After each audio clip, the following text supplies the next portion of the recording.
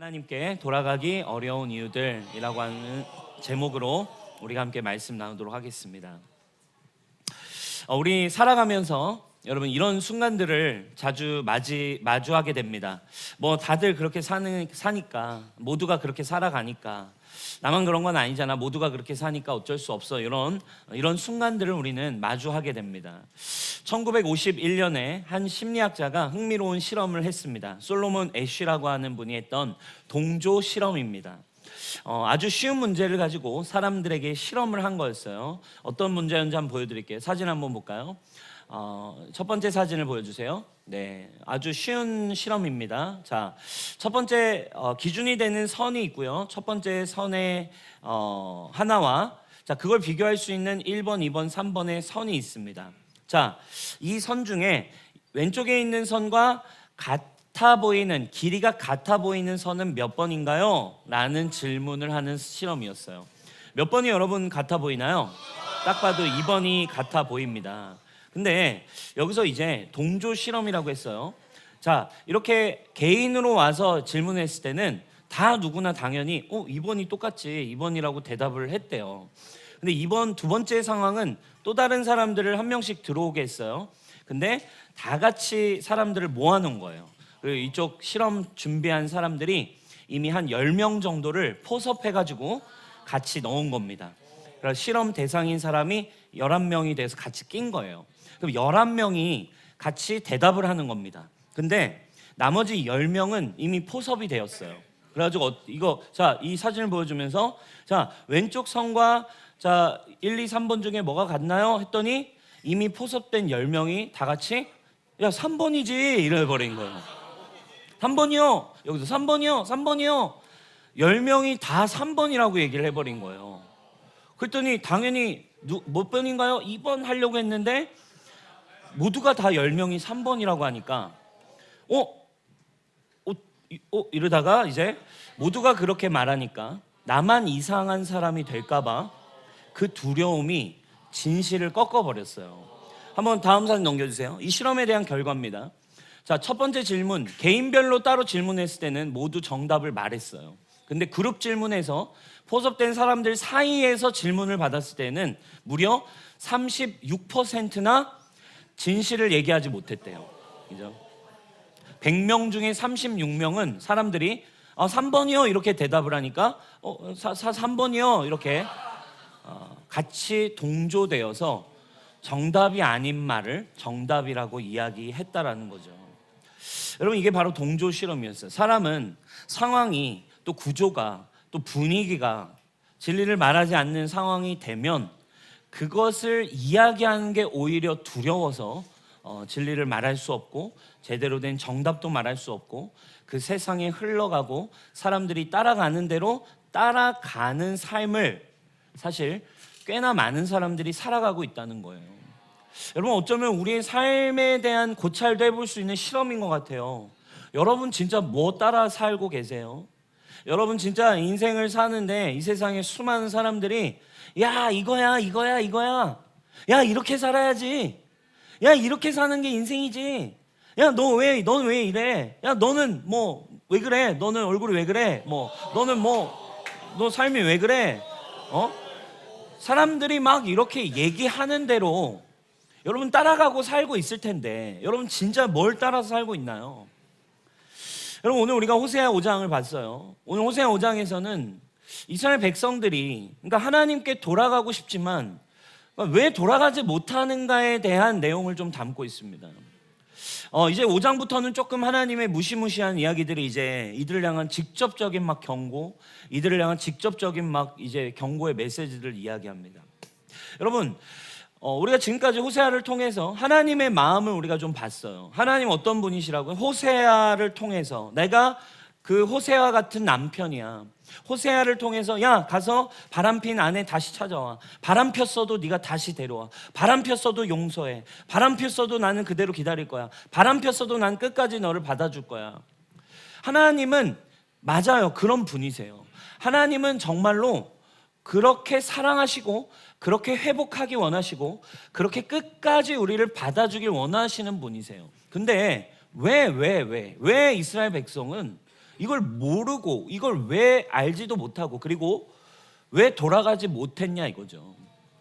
이스라엘 백성들은 왜 하나님께 돌아가야 되는 걸 알면서도 왜 하나님께 돌아가질 못했을까요?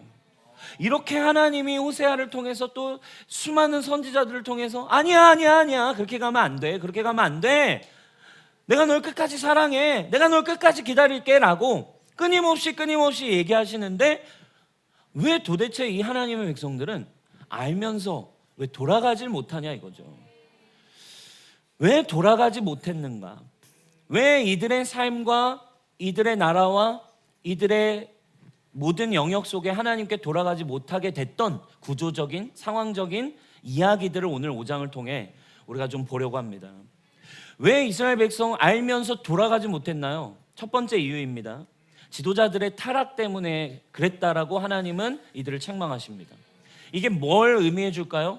구조적으로 돌이키기 어려운 상황이었다는 걸 우리에게 얘기합니다. 1절 우리가 같이 한번 읽어볼게요. 시작. 제사장들아 이것을 들으라. 왕족들아 귀를 기울이라. 너희가 길갈의 올무가 되었고 다볼산에 그물을 쳤음이라. 자, 지금 하나님이 호세아를 통해서 지도자들을 책망하십니다. 제사장, 왕족 이런 지도자들에 대한 정면으로 그들을 비판하시고 그들에 대한 책망을 하십니다. 자, 지도자들이 어떤 존재들이었어요? 백성들을 진리로 인도해야만 했던 사람들이에요. 이 지도자들에 의해서 분위기가 바뀌었어야 됐고 이들에 의해서 하나님의 나라를 향해 하나님을 향해 이끌어질 수 있도록 분위기를 만들어야 했던, 이끌어 가야 했던 리더들이었는데 오히려 이들이 더 앞장서서 타락하고 이들이 더 앞장서서 무너지면서 이스라엘의 죄의 올무를 놓은 자들로 하나님이 평가하고 계십니다. 여러분 2007년에 서울 소재 공립 명문 고등학교였던 경기고에 성적 조작 사건이 터졌어요. 그래서 조기 졸업 시험이 있었거든요. 조기 졸업 시험 중 어떤 의혹과 이제 고발이 일어났냐면 감독 교사가 이제 의도적으로 자리를 비웠다. 그래가지고 애들이 감독이 없는 사이에 부정행위를 해가지고 졸업시험에 부정행위를 방조하고 의도적으로 조장한 것이다 이렇게 고발을 한 거예요. 그리고 의혹이 생겨가지고 조사를 했습니다.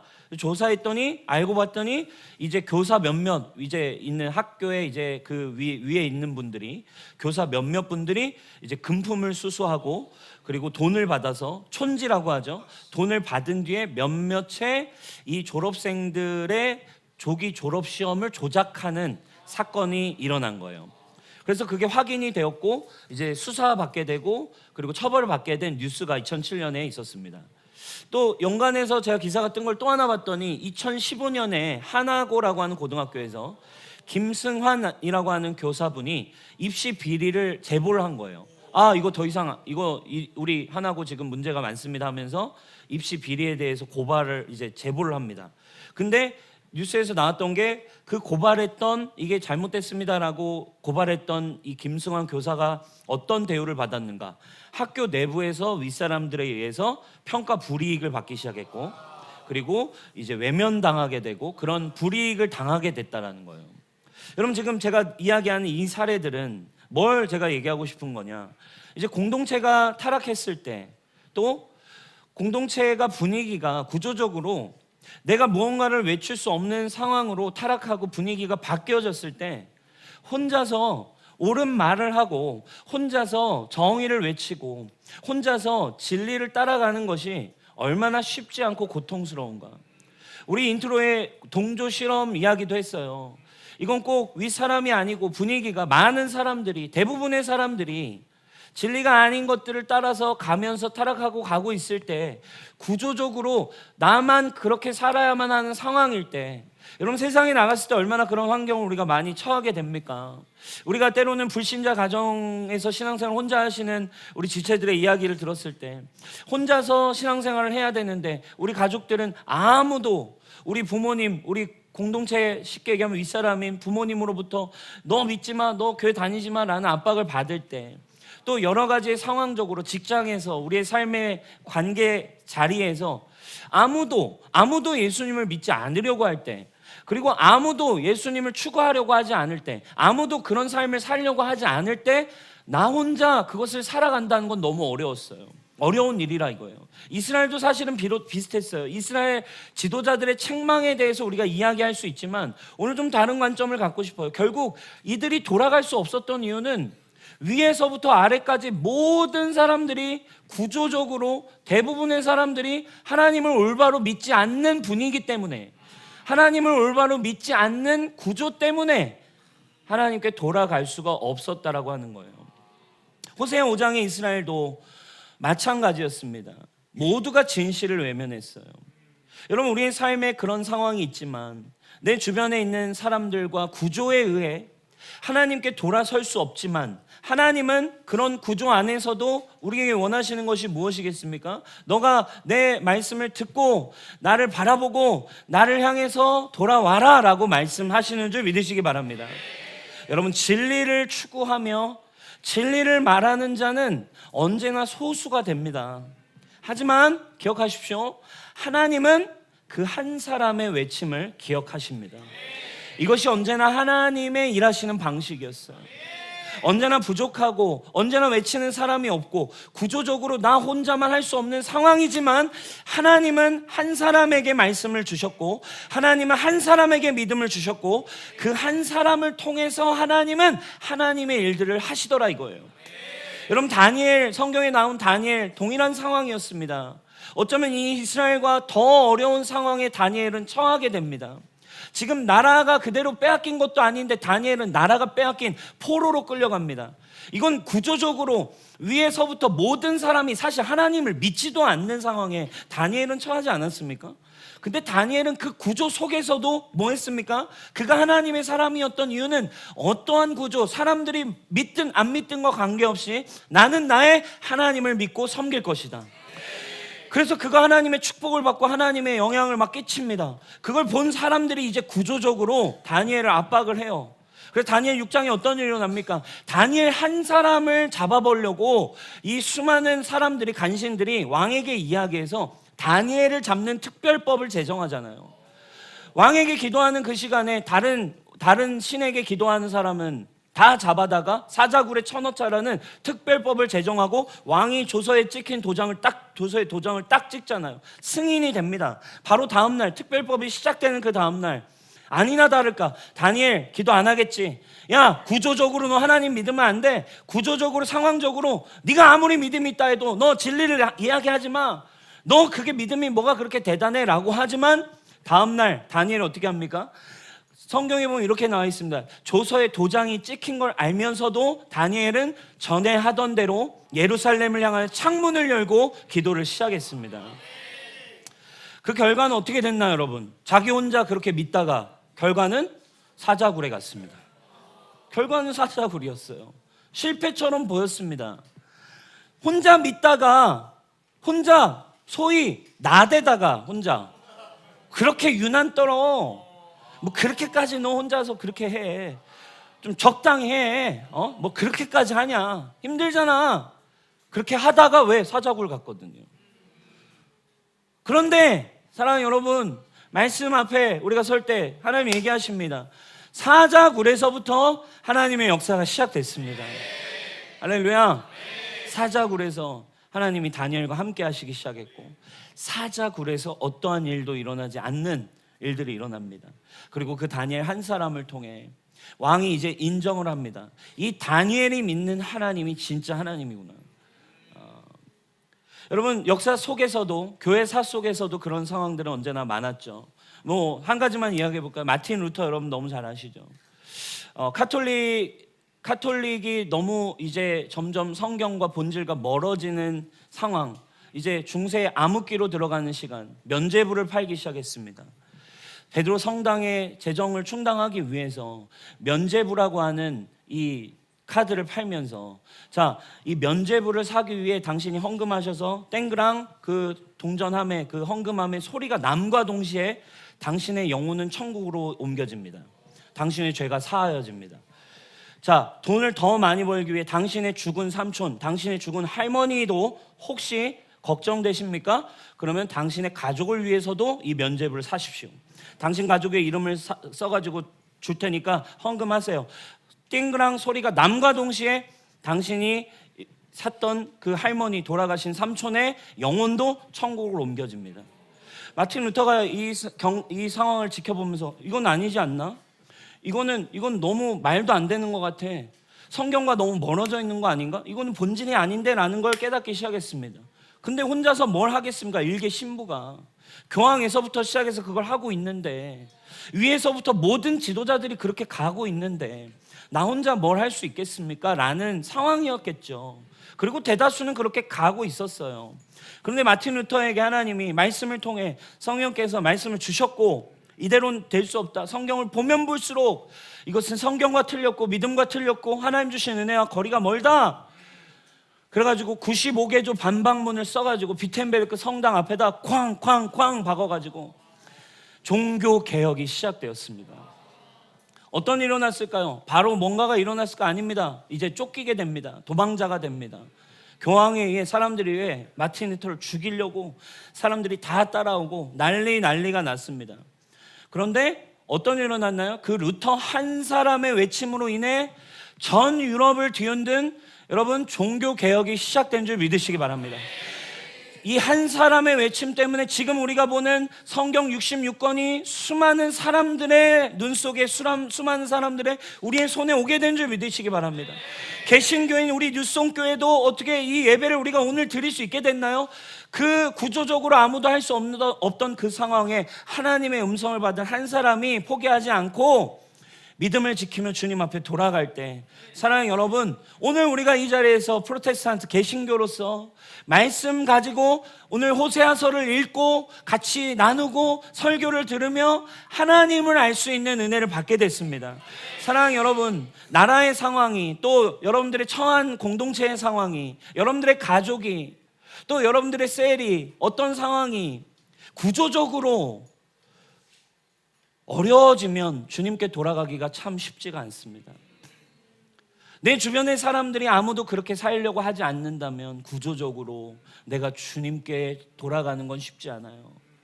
그럼에도 사랑하는 여러분, 기억하십시오. 하나님은 그 상황 속에서 하나님의 말씀을 붙들고 하나님의 행하신 일을 믿음으로 걸어가는 여러분 한 사람을 통해 새 일을 시작하십니다. 그래서 리더는 그 한 사람인 거예요. 셀에 사람들이 동조하지 않습니까? 내 말을 듣지 않습니까? 그게 무엇이 중요합니까? 하나님은 당신에게 주신 말씀, 그 한 사람을 통해 하나님은 새 일을 행하시는 겁니다. 주변이 말을 듣지 않는다고 그게 뭐 어떻습니까? 하나님이 여러분과 함께 하시는 그 믿음을 가지고 움직이는 한 사람이면 여러분 하나님은 충분하시다 이거예요. 할렐루야. 그런데 그렇지 않다면 우리는 주님께 돌아가기 참으로 어려워요. 이스라엘도 구조적으로 아무도 하나님께 이제 돌아가지 않는, 나라적으로 점점 타락해가는 상황에 너도 나도 아무도 하나님께 돌아갈 수 없는 상황이었습니다. 이게 이들의 여호와께 돌아가기 어려운 첫 번째 문제였어요. 두 번째 문제는 뭐였을까요? 제사 시스템의 타락이었습니다. 이것은 우리에게 뭘 얘기해 줄까요? 삶의 틀, 라이프 스타일 자체가 무너져 있는 현실이었어요. 예배는 계속 됐지만, 이렇게 얘기해 볼까요? 예배였지만 예배가 아니었어요. 5장 6절 우리 같이 한번 읽어보겠습니다. 시작. 을 잡으러 갈지라도 만나지 못할 것은 이미 그들에게서 떠나셨습니다. 아멘. 자, 하나님 뭐라고 얘기하세요? 니네가 양떼와 소떼를 끌고 지금 뭐 하는 거예요? 양떼 소떼는 왜 데리고 와요? 제사 지내려고. 희생 제물로 죽여서 제사하는 제사였단 말이에요. 근데 양떼와 소떼를 끌고 너희가 나에게 제사를 드리러 오는데 하나님은 뭐라고 얘기해요? 그래도 니네는 날 만날 수 없어. 이렇게 얘기하세요. 왜? 나는 거기에 있지 않거든. 이게 무슨 말일까요, 여러분? 왜냐하면 하나님이 아무리 이들이 양과 소를 제물을 끌고 예배드리러, 제사드리러 하나님을 만나러 와도 이들이 드리는 예배 자체가 하나님이 받으실 수 없는 예배였어요. 왜냐하면 이건 좀 역사 속에 우리가 좀 볼 필요가 있는데, 북이스라엘, 당시에 여러분 생각해 보세요. 지금 북이스라엘과 남유다로 분단 국가가 되었다라고 우리가 시작할 때 얘기했어요. 그래서 밑에는 남유다, 그리고 위에는 북이스라엘입니다. 지금은 북이스라엘이에요. 근데 여러분, 이스라엘 전체 통일 왕국이었을 때 제사를 어디서 지내는 거였어요? 바로 예루살렘에 있는 성전에서 제사를 드렸어요. 제사는 예루살렘에 가서만 제사를 드릴 수 있었다고. 근데 지금 어떻게 됐습니까? 분단이 돼서 북이스라엘 사람은 더 이상 예루살렘으로 갈 수가 없는 상황인 거예요. 여로보암이 북이스라엘의 왕이 되어가지고 분단 국가가 딱 됐는데, 딱 명절이 되고 제사 드리는 시즌이 되니까 이게 북이스라엘 사람들이 다 양들을 끌고 예루살렘으로 간다는 거예요. 근데 여로보암 왕이 이게 너무 지금 그렇게 되면 안 되니까 더 이상 예루살렘을 못 가게 하려고 여로보암 왕이 북이스라엘에 예루살렘 성전 같은 제단을 만들어 버려요. 그 말씀이 이제 열왕기상 12장 26절 30절에 나와 있죠. 한번 볼까요? 여로보암이 두 금송아지를 만들고 백성에게 말하되, 이스라엘아, 이는 너희를 애굽 땅에서 인도하여 올린 너희의 신이라 하고, 하나는 베델에다가 그리고 하나는 단에다가 북이스라엘 지역의 양쪽에다가 제단을 세팅해 버렸어. 근데 제단도 좀 비슷하게라도 만들지, 완전 뭐 금송아지 갖다가 금송아지 제단 딱 세팅하고서는 여기가 너희가 이제 우리 여호와 하나님을 만나는 곳이고 여기 와서 제사하면 돼, 이런 상태가 된 거예요. 여러분, 이 결과 그러면 북이스라엘은 어떻게 됐겠습니까? 예배, 그러면 지금 양떼와 소떼를 끌고 지금 어디로 가는 거예요? 송아지 앞으로 가가지고 송아지 앞에서 예배를 드리는 거예요. 근데 이게 예배입니까 아닙니까? 예배가 아닌 거예요. 하나님을 만나러 오지만 하나님을 만날 수가 없었다고. 왜? 제사 시스템 자체가 무너졌거든. 그 이야기가 무슨 이야기입니까? 예배라는 건 뭐예요? 제사의 본질은 뭐였습니까? 양을 가지고만 오면 예배입니까? 그 자리에 참석하면 예배입니까? 아니에요. 핵심은 뭐예요? 양과 소를 데리고 와서 희생하여서 하나님과 나 사이에 죄가 해결돼야지 예배였던 거예요. 하나님과 나 사이에 올바른 제사를 통해 죄의 문제가 해결돼서 하나님과의 관계가 정상적으로 가야 되는데, 이들은 이미 이들의 예배는 드리지만 죄의 문제는 해결되지 않는 예배였다는 게 문제라 이거예요. 오늘날 우리가 하나님 앞에 돌아가지 못하는 이유 중 한 가지도 이것입니다. 예배는 드리지만 본질적인 죄의 문제는 건드리지 않는, 예배는 드리지만 본질적인 죄의 문제에 있어서는 터치가 되어지지 않아요.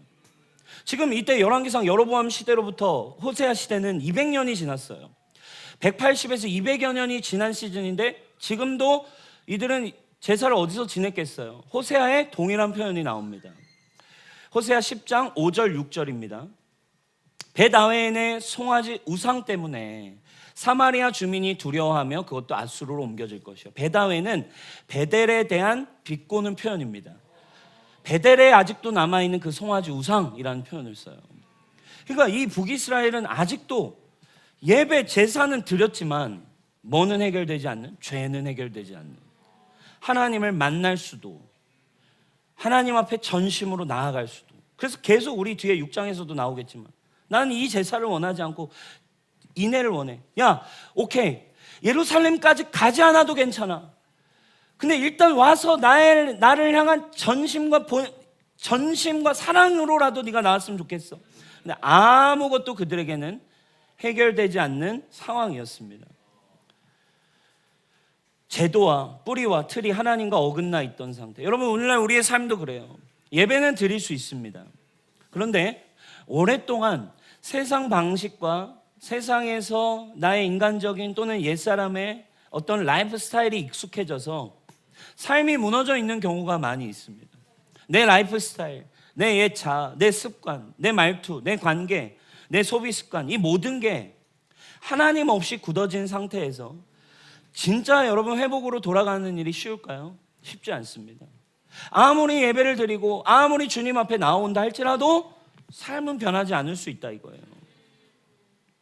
내 삶 자체가, 내 생각 자체가 건드려지지 않는 한 변화되기란 쉽지 않습니다. 오늘 6절에 양떼와 소떼를 데리고 나를 찾으러 온다 할 때 찾으러 가다라는 표현은 히브리어로 바켓이라는 표현입니다. 굉장히 적극적으로 가는 의미를 담고 있습니다. 적극적으로 무언가를 추구한다라는 뜻을 가지고 있어요. 근데 이들이 뭐 했다는 거예요? 주님을 굉장히 적극적으로 찾아와서 예배는 드렸지만 진정한 삶은 변화되지 않았다는 거예요. 여러분, 영국 교회가 무너져 갈 때 한 설교자가 이런 설교를 했습니다. 당시 영국은 이제 신사들의 나라고 이제 양복이랑 코트랑 모자를 다 쓰고 다니잖아요. 가지고 영국 그 교회 문화는 이제 예배당 들어올 때 예배당 입구 바깥쪽에 쫙 이렇게 옷걸이가 있습니다. 그러면 신사들이 와서 모자를 거기다 딱 걸고 코트 딱 걸고 딱딱딱딱딱 걸고 이제 다 들어와서 거기서 예배를 드리고, 예배가 끝나면 나가면서 자기 모자 다시 쓰고 코트 딱 입고 나가는 그런 구조였어요. 근데 요거에 대해서 한 설교자가 이렇게 설교를 합니다. 여러분들의 삶이 우리의 지금 드리고 있는 예배와 같지 않습니까? 세상의 모든 죄와 당신의 모든 삶과 당신의 모든 죄된 생각과 당신의 모든 자기가 원하는 죄성은 교회 밖에다 그대로 벗어다 두고, 그리고 예배 와서 잠깐 하나님의 사랑을 누렸다가 그리고 다시 밖으로 나갈 때 다시 모자를 쓰고 다시 코트를 입고 다시 여러분들이 정당화하는 죄의 모든 문제를 가지고 세상으로 나아가지 않습니까? 그런 삶으로는 변화될 수 없습니다. 이런 설교를 했었죠. 여러분, 우리 교회에서도 정말 주님을 향한 갈망, 주님의 사랑을 이제 알고 더 사랑하고 싶어요 하고서 신앙을 다시 회복하기를 결심하고 정말 이렇게 더 매일 예배를 드리고 하나님을 추구하려고 하는 청년들이 너무 많이 있습니다. 그런데 쉽게 회복되지 않는 자신을 보면서 굉장히 절망도 많이 하는 모습을 봐요. 왜냐하면 가까이 가서 들어보면 나름 열심히 했는데 제 삶이 너무 망가져 있어서 제 삶이 쉽게 바뀌질 않아요 라는 절망감 때문에 많은 청년들이 힘들어하고 포기를 묵상하고 어려워합니다. 사랑하는 여러분 안에 진정으로 주님을 향한 돌이킴의 갈망이 있습니까? 그렇다면 여러분 이제 밖에다가 벗어두고 여기 와서 주님의 은혜, 주님의 보혈, 여러분 모든 거 그냥 누리고 다시 돌아가서 이렇게 가는 여러분들의 라이프 스타일이 있다면 오늘 호세아를 통해 분명히 얘기하는 거예요. 그들이 양떼를 들고 왔다니까요. 예배를 드리고 왔다니까요. 근데 죄는 해결될 수 없는 예배로 혹시 살아가고 있지는 않습니까?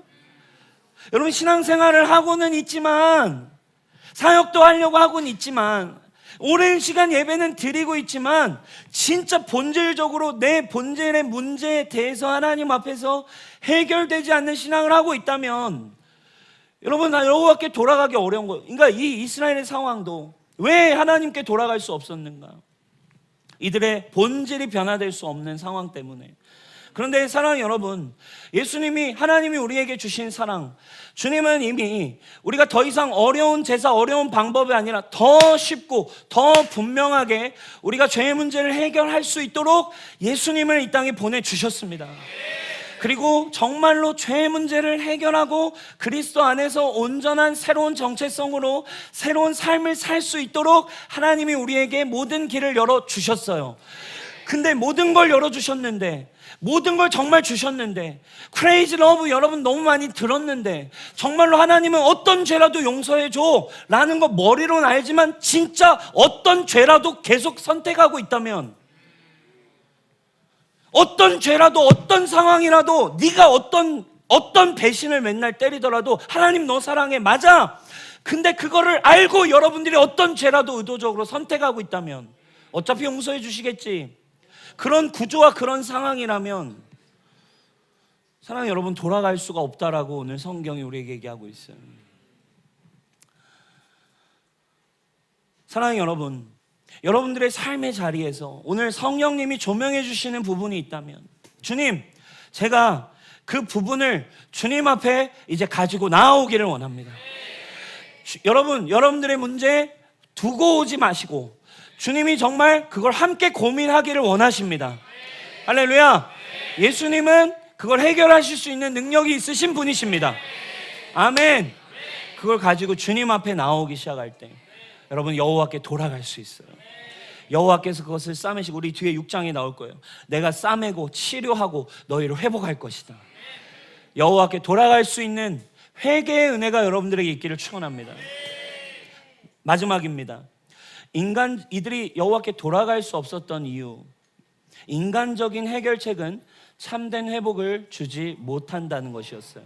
13절입니다. 우리 같이 한번 읽어보겠습니다. 시작. 에브라임이 자기의 중병을 깨닫고 아시리아로 가고 유다는 제 몸에 난 상처를 보고 그 나라의 대왕에게 특사를 보냈다. 그러나 그 대왕이 너희의 중병을 고치지 못하고 그가 너희의 상처를 치료하지 못한다. 아멘. 자, 에브라임은 북이스라엘의 대표 지파여서 여기서는 북이스라엘 전체를 지칭하는 말입니다. 자, 이들이 지금 어떤 상황이라는 거예요? 북이스라엘의 나름의 위기를 직감했대요. 자신의 나라의 위기를 인식했고, 야, 우리나라 뭔가, 왜냐하면 주변의 이 정치적 상황, 이런 국제적 상황이 위기감이 좀 느껴졌나 봐요. 이 위기감을 느꼈는데 이 위기를 해결하는 해결 방법은 북이스라엘이 잘못 선택했다는 걸 하나님이 책망하고 계세요. 자, 위기가 왔어요. 우리 이대로 안 되겠는데? 우리나라 조금 힘들겠는데? 이대로는 망할 수도 있겠는데? 큰일 날 수도 있겠는데? 이 순간 이들은 하나님의 백성이잖아요.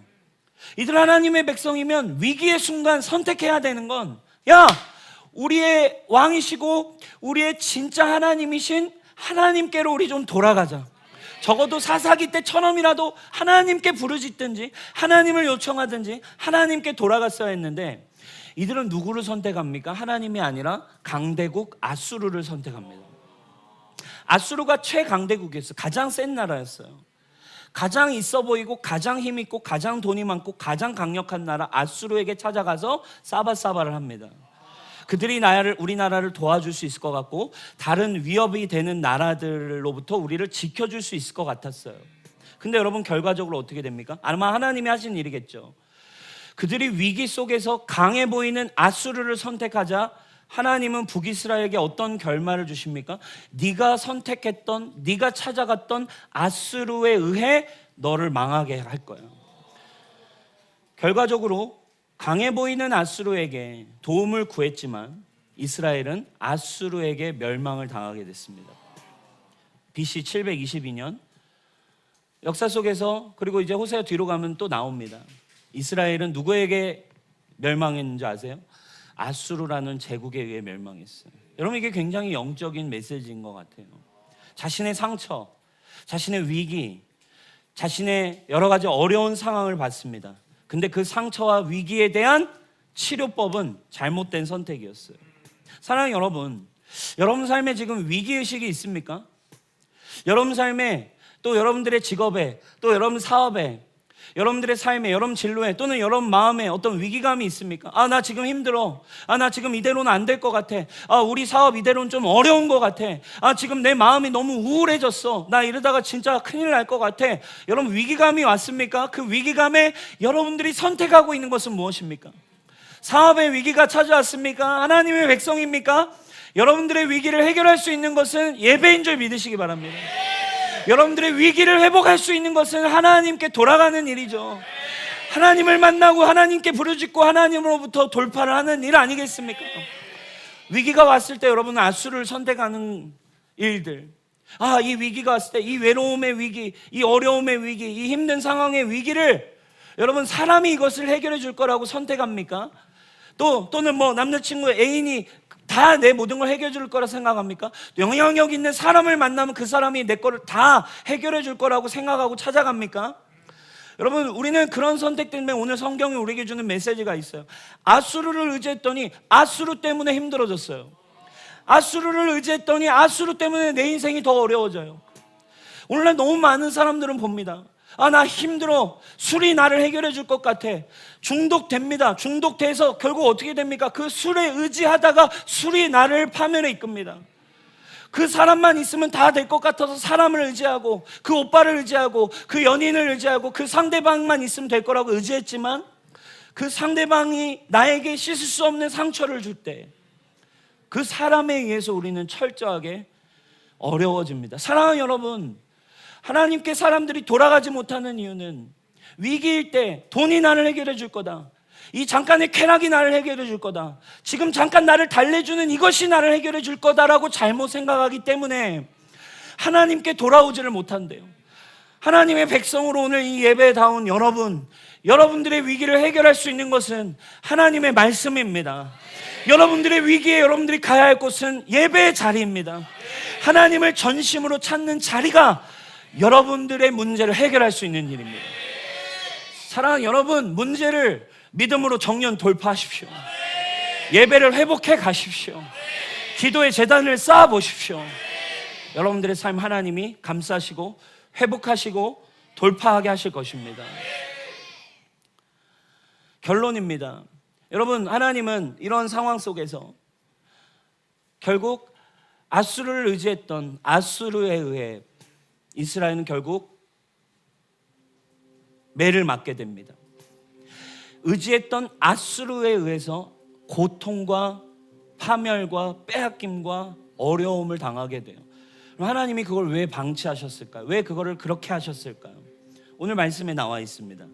14, 15절입니다. 내가 사자처럼 에브라임에게 달려들고 젊은 사자처럼 갈기갈기 찢을 것이니 그들이 지은 죄를 다 뉘우치고, 핵심이 이거예요. 나를 찾을 때까지, 나에게 다시 돌아올 때까지, 나에게 올 때까지 나는 기다리겠다. 나를 중심으로 나와 함께 나와 인내를 할 수 있는 그때를 나는 기다리겠다. 환난을 당할 때에는, 어려워질 때에는, 공고해질 때에는 오히려 그들이 애타게 나를 찾아 나설 것이다. 사랑하는 여러분, 혹시 오늘 고통 가운데 있다 이 자리에 오셨습니까? 여러분, 하나님이 여러분을 이 자리에 보내신 줄 믿으시기 바랍니다. 그리고 심지어 그 고통 속에서 하나님은 하나님을 찾을 수 있도록, 하나님을 부르짖게 하시기 위해 하나님이 그것을 허락하셨어요. 왜 고통을 주십니까? C.S. 루이스가 고통의 문제라는 책을 썼잖아요. 하나님이 이 세상에 왜 고통을 허락하시는가 좀 궁금합니까? 이 책을 여러분 사서 보시길 추천하고. 근데 그 고통의 문제에 이런 표현을 합니다. 하나님은 우리의 기쁨 가운데는 속삭이시고 양심 속에선 말씀하시며 고통 가운데선 외치신다. 고통은 귀먹은 세상을 깨우기 위한 하나님의 확성기다. 자, 무슨 얘기예요? 이 책에서 우리가 기쁨 가운데 있을 때는 하나님은 속삭이신대요. 그러니까 무슨 말이에요? 굉장히 문학적 표현이잖아요. 하나님은 우리가 기쁨 가운데 있을 때 우리가 사실 하나님 음성 잘 안 들린대요. 하나님이 아무리 말해도 사업 잘 되고 잘 되고 행복하고 지금 너무 좋고 여러분들이 원하는 대로 모든 게 다 잘 되면 하나님 음성 잘 안 들려요. 그런데 고통 가운데 임하면 사람들은 뭐 한대요? 하나님 하면서 주여 하면서 찾기 시작한대요. 그러면 하나님 입장에선 그게 행복하신 거야. 그렇게라도. 왜? 그게 나를 가장 사랑하는 하나님이 원하시는 것이기 때문에. 그래서 사랑하는 여러분, 우리가 죄를 선택하고 우리가 위기 가운데 아수르를 선택하는 상황에서 하나님은 그 아수르로 때로는 우리를 때리세요. 하나님 사랑 열려 있어요. 하나님 사랑 언제나 변함없습니다. 근데 이거 알면서 여러분들이 나가서 다시 죄를 쓰고 여러분 뜻대로 살면 결국 그 죄에 대한 징계는 받아요. 그럼 그때 하나님의 사인을 또 들어야 돼요. 하나님 나 버리셨나가 아니죠. 뭐예요? 고통은 우리 귀먹은 우리 듣지 못하는 나를 깨우기 위한 하나님의 확성기래요. 하나님, 제가 진정으로 주님을 사실 찾지 않았었던 것 같습니다.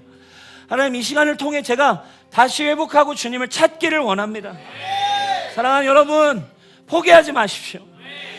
여러분이 하나님을 찾는 날이 올 것입니다. 여러분들이 하나님을 전심으로 만나는 날이 반드시 올 것입니다. 할렐루야. 절대 포기하지 마시고, 그럼에도 사랑하는 여러분, 주님의 징계를 또 오해하지 마시고. 왜? 죄 계속 선택하면 주님의 은혜는 있어요. 근데 그 죄에 대한 값은 내가 지불해야 돼요. 내가 선택한 거라서. 주님의 용서와 구원은 변하지 않아요. 여러분 생각해 보세요. 사역자들도 무너져요. 그럼 그거 뭡니까? 하나님이 허락하시는 거거든요. 그렇게 무너지도록 고통을 주시는 거예요. 은혜가 없어서 그런가요? 아니, 은혜는 변치 않습니다. 주님의 은혜는 신실해요. 그런데 그걸 자기가 계속 선택한 것에 대해서는 하나님이 그냥 방치하시고 그 죄값을 겪게 하시는 거예요. 때리신다고요. 다윗을 하나님이 그렇게 다루셨잖아요. 하나님을 향한 예배자였는데 은밀한 곳에서 하나님과 관계가 점점 소홀해지면서 해서는 안 되는 죄를 계속 반복합니다. 아마 예배를 계속 드렸을 거예요. 다윗의 장막에 늘 예배가 있었기 때문에. 근데 귀가 들리지 않았던 것 같아요. 그 교만함과 그 아집과 해서는 안 되는 죄를 계속 선택하지만 하나님 계속 보셨겠죠. 그리고 심지어 사인도 주셨겠죠. 말씀도 주셨겠죠. 그런데 듣지를 않았겠죠. 근데 그때 그러면 하나님도 그거를 더 이상 사랑하지 않는다는 게 아니에요. 그 값을 자기가 치러야만 깨닫게 되는 때가 와요. 그 상황이 왔을 때 하나님이 나단을 보내고 나단을 통해 당신이 그 사람입니다. 당신이 이렇게 살고 있는 사람입니다 라고 얘기할 때 다윗이 귀가 딱 열립니다. 그리고 하나님 앞에 전심으로 시편 52편, 시편 51편 주님 앞에 나아가면서 회개하며 회복하는 그 모양이 있잖아요. 사랑하는 여러분, 여러분들의 삶에 하나님께 돌아가지 못하는 이유가 어떤 게 있나요? 우리 이 호세아 시리즈 계속해서 제가 이 5장 이번 주에 묵상하면서 또 찾아보니까 5장 진짜 설교가 거의 없어요. 보니까 5장을 뭐 이렇게 설교가 많지도 않고 자료도 많지 않고 5장 무겁잖아요, 여러분. 무겁고 벌써 막 경고와 심판이 막 시작되고 크레이지 러브인데 그냥 넘어갈까 했어요. 저도 패스하고. 예전에 제가 호세아서 매일매일 성경 공부할 때도 제가 5장을 패스했더라고요. 넘어갈까 고민을 했습니다. 좀 무거우니까. 크레이지 러브인데 주님의 사랑을 그냥 들려주는 게 낫지 않을까.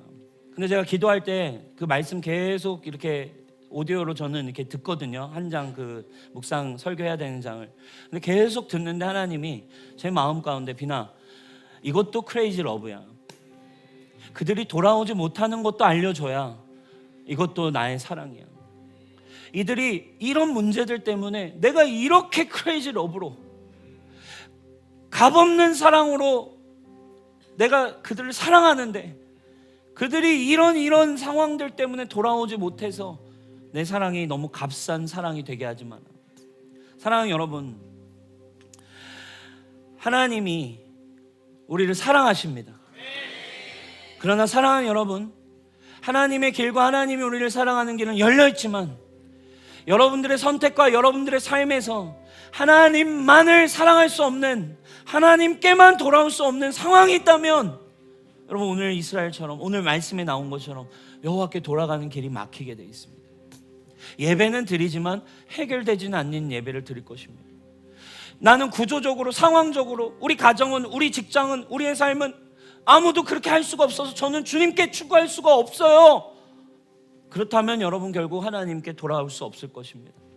나는 위기 가운데, 나는 힘든 상황 가운데 그래도 아수르를 선택하고 싶어요 라고 한다면 하나님은 기다리고 기다리시다가 그 아수르로 우리가 때로는 고통을 받도록 허락하실 거예요. 하나님보다 그 사람을 너무 의지한다면 때로는 그 사람 때문에 지독한 상처를 받는 거 때로는 허락하세요. 하나님을 선택해야 했었지만 너무 세상의 가치를 많이 선택하다 보면 하나님 그거 아시지만 그 문제 때문에 때로는 우리가 고통받고 힘든 거 하나님이 허락하십니다. 근데 목적은 뭐라고요? 환난 가운데 네가 나를 다시 찾을 수 있다면. 사랑하는 여러분, 오늘 돌아갈 수 없는 문제가 무엇인지 몇 가지를 나눴지만 성령님이 내게 주시는 감동이 있다면 오늘 그거 붙들고 주님, 이 크레이지 러브 앞에 나를 향해 열어두신 산길 앞에 주님, 저도 전심으로 다시 일어나기를 원합니다. 주님과의 장애물을 제거하고 주님께 달려가기를 원합니다. 주님, 예배가 회복되기를 원합니다. 나의 위기를 돌파할 길은 기도입니다. 나의 위기를 돌파할 길은 예배입니다. 나의 위기를 돌파할 길은 말씀입니다. 이렇게 회복되는 여러분 되시기를 예수님의 이름으로 축복합니다. 우리 하나님께 영광의 박수 올려드립시다.